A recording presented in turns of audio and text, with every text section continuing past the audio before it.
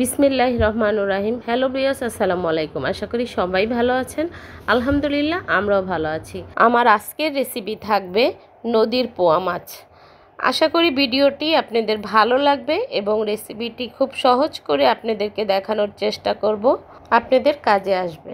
চুলা একটা fry pan দিয়েছি, এটা রুটির তাওয়া। 1 কাপ সরিষার তেল আমি দিয়ে দিয়েছি। তেলটা গরম হতে থাকুক আর এদিকে আমি মাছগুলো মশলা মাখাবো। মাছগুলোতে আমি মশলা মাখাবো। 1 চামচ নিয়ে নিলাম হলুদের গুঁড়ো, 1 চামচ মরিচের গুঁড়ো, 1 চামচ লবণ দিয়ে এবার আমি ভালো করে মাছের গায়ে মেখে নেব। সুন্দর করে মাখতে হবে, এটা রেস্টে রাখার কোনো প্রয়োজন নেই, আমি সাথে সাথে ভেজে নেব। মাছগুলো যেহেতু আমি কাটি নেই, মাছ ধোয়ার সময় আমি 1 ঘন্টার মতো লবণ দিয়ে রেখে দিয়েছি যাতে মাছের ভিতরে লবণটা প্রবেশ করে।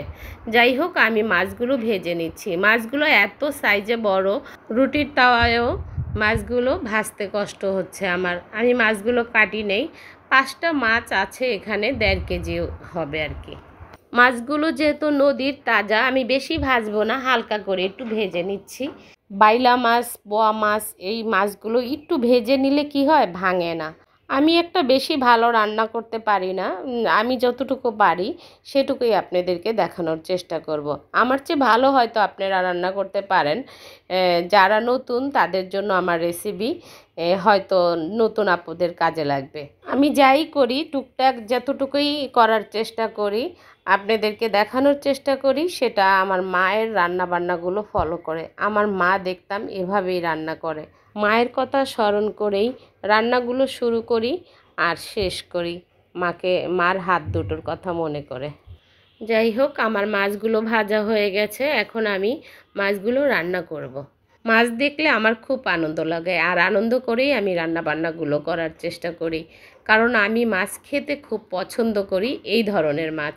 চুলে একটা কড়াই দিয়ে আমি দিয়ে দিলাম 1/2 কাপ সরিষার তেল, তারপরে 4টা পেঁয়াজ এখানে কেটে দিয়েছি আর 4টা পেঁয়াজ আমি বেটে দিয়েছি। পেঁয়াজের কাঁচা গন্ধটা চলে যাওয়ার পরে আমি এখানে মশলা অ্যাড করে দেব। এখানে আমি 1 চামচ রসুন বাটা দিয়েছি।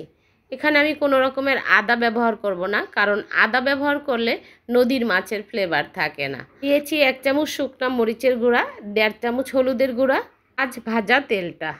এবার আমি ভালো করে মশলাটা কষাবো। এই মশলাটা আমি যত ভালো করে কষাবো ততই ভালো হবে। ভাজা জিরার গুঁড়া দিয়ে দিলাম 1 চামচ, ধনিয়ার গুঁড়া দিয়ে দিলাম 1.5 চামচ, 1 চামচ দিয়ে দিলাম লবণ। এরপর আমি 1 কাপ পানি দিয়ে দিলাম, ভালো করে মশলাটা কষিয়ে নেব। এই মশলাটা আমি যত ভালো করে কষাবো মাছের ফ্লেভারটা ততই ভালো হবে, খেতে খুব টেস্ট হবে। যাই হোক, আমি আবারও 1 কাপ পানি দিয়ে দেব ভাজা মাছগুলো আমি ভালো করে একটু কষিয়ে নেব। আমি ভেজেছি হালকা করে, ভালো করে আমি একটু কষিয়ে নেব মাছগুলো। এই মাছগুলো যদি আমি ভালো করে কষিয়ে নিই তাহলে ভিতর থেকে মাছগুলো একবারে সফট হয়ে যাবে আর খেতে অন্যরকম একটা স্বাদ লাগবে। যাই হোক, ভালো করে আমি কষিয়ে আমি এখানে দিয়ে দেব ঝোলের পানি। আমার আজকের রেসিপিটা যদি ভালো লাগে তাহলে অবশ্যই লাইক, কমেন্ট, শেয়ার করে ফেসবুক পেজটি ফলো করবেন আর ইউটিউব চ্যানেলটি সাবস্ক্রাইব করবেন। প্লিজ একটা লাইক অবশ্যই দিয়ে যাবেন।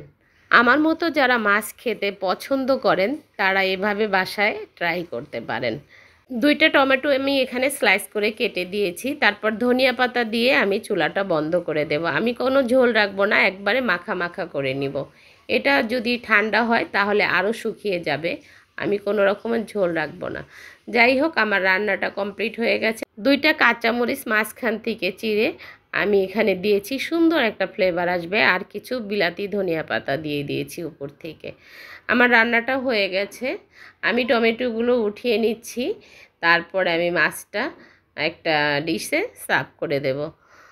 আপনাদের দেখানোর সুবিধার জন্য এটা ছোট বাটিতে ধরবে না, কারণ মাছ ভেঙে যাবে। মাছগুলো অনেক সাইজে বড় বড় আর কি, আমি এই জন্য বড় একটা ডিশে সার্ভ করলাম। আমি টুকটাক যাই রান্না করি আপনাদেরকে খুব সহজ করে দেখানোর চেষ্টা করি যাতে আপনাদের কোনো কাজে আসে।